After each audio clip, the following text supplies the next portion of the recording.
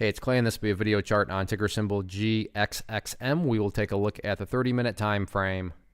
Real quick, what do I mean by 30-minute in case maybe you're new to charts? Instead of each one of these candlesticks here representing 1 day's worth of price action, which is what you would normally see, each one represents 30 minutes. So while this here may look like several days worth of time, it's actually today's price action broken down into 30-minute time slices.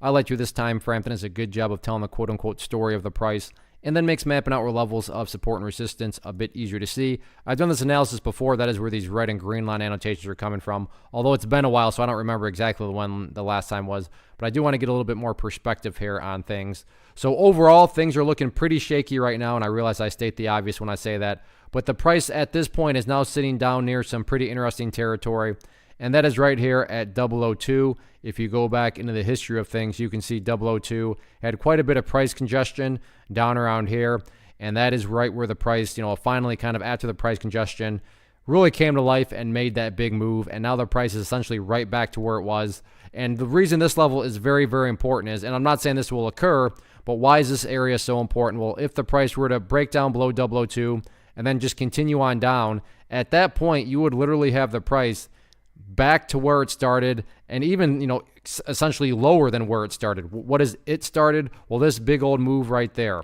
And not to insult your intelligence, but price movements that go back to where they were, not exactly a sign of true power or anything like that. So definitely a very important level, but to give full credit where credit's due, good to see that the price is holding up above 002, but that is definitely a very important level of support going forward. As far as levels of resistance are concerned, I'm actually just going to do some house cleaning and get rid of these lines. Sure, they pertain, they're just not relevant right now, and I don't want to have confusion and clutter everywhere, but I am going to zoom back in here. In the event there is any sort of bounce, key level to watch is going to be that pink line right there, which on my chart is denoting the 200 period at simple moving average, and it just follows a basic rule in charting which states when levels of support, so you can see right here, acted as support, and then once again right there, acted as support. So the rule states when levels of support are broken and closed below, they do tend to act as resistance. So because the price broke down below it today, that would be the initial area of resistance with any sort of bounce, and that's right up there at about 0028. But really going forward, top priority, at least in my opinion right now, is seeing if the price can stay up above 002 or not. So far, so good. We'll see if that can continue.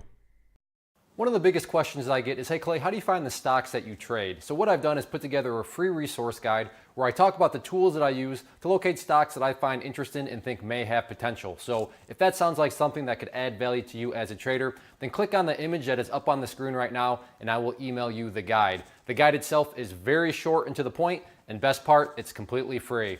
Thanks for watching the video. Let me know if you have any questions.